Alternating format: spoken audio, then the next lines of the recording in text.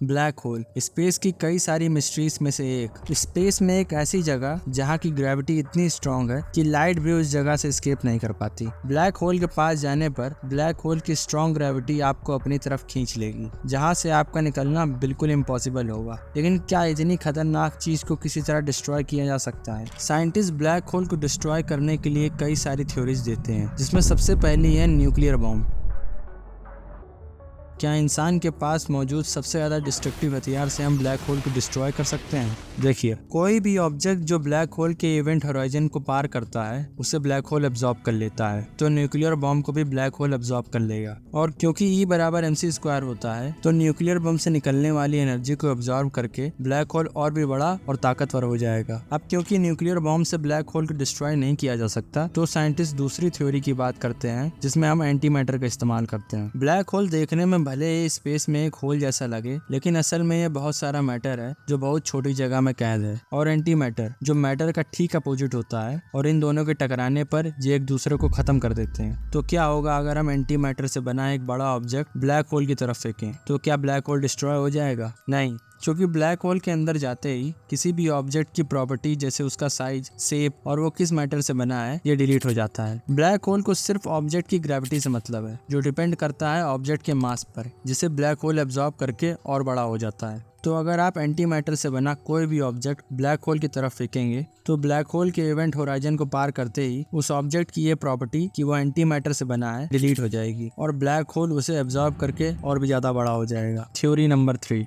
इस दुनिया में मौजूद सारे ब्लैक होल, चाहे वो किसी भी तरीके से बने हों, वो केवल इन 3 प्रॉपर्टी से डिस्क्राइब किए जाते हैं, जो है मास, स्पिन और चार्ज। अगर हम दो ऐसे ब्लैक होल की टक्कर करवा दें जो एकदम अपोजिट प्रॉपर्टी के हों, तो क्या हम ब्लैक होल को डिस्ट्रॉय कर पाएंगे?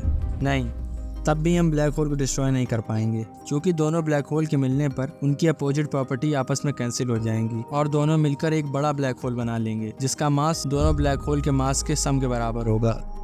Theory number 4। ब्लैक होल में बहुत स्ट्रॉन्ग ग्रेविटी होने के साथ साथ रोटेशन और चार्ज भी होता है। ब्लैक होल के अंदर का मैटर उसके रोटेशन की वजह से बाहर निकलने की कोशिश करता है, लेकिन ब्लैक होल की स्ट्रॉन्ग ग्रेविटी की वजह से वो बाहर निकल नहीं पाता। लेकिन अगर हम ब्लैक होल के रोटेशन या चार्ज को बढ़ा दें, तो एक अजीब घटना होगी। ब्लैक होल का इवेंट होराइजन गायब हो जाएगा और केवल सिंगुलैरिटी बचेगी, जिसे हम नेकेड सिंगुलैरिटी कहते हैं। इस सिंगुलैरिटी के पास अभी भी काफी ज्यादा ग्रेविटी होगी, अभी भी ये ऑब्जेक्ट को अपनी ओर खींचेगा और इससे टकरा जाने पर इसके अंदर खींचा चला जाएगा। लेकिन अब ऑब्जेक्ट इसके पास जाके वापस बच के आ पाएगा। उस ऑब्जेक्ट को कैद करने के लिए कोई इवेंट होराइजन नहीं होगा। तो क्या हम ऐसा कर सकते हैं? मान लीजिए एक नेगेटिवली चार्ज ब्लैक होल है, जिसको हम एकदम सही मात्रा में इलेक्ट्रॉन से फीड करवाएं, तो ब्लैक होल का इलेक्ट्रिक चार्ज इतना बढ़ जाएगा कि ब्लैक होल के अंदर का मैटर ग्रेविटी को हराकर बाहर चला जाएगा, जिससे इवेंट होराइजन गायब हो जाएगा। लेकिन इसके बाद क्या होगा, इसको प्रिडिक्ट नहीं किया जा सकता, क्योंकि प्रिडिक्ट करने का मतलब होता है किसी स्पेसिफिक टाइम पर क्या होगा ये बताना। और क्योंकि सिंगुलैरिटी पर ग्रेविटी बहुत ज्यादा स्ट्रांग होती है, जिसकी वजह से स्पेस टाइम फैब्रिक इतना ज्यादा बेंड हो जाता है कि टाइम का कोई एग्जिस्टेंस ही नहीं रहता है। तो इवेंट होराइजन के खत्म होने के बाद साइंस खत्म हो जाती है और फिलॉसफी शुरू हो जाती है। इसलिए साइंटिस्ट ऐसा मानते हैं कि प्रकृति में कोई ऐसी चीज है जो ब्लैक होल के इवेंट होराइजन को गायब होने से रोकती है। तो क्या ब्लैक होल को डिस्ट्रॉय करने का कोई तरीका नहीं है?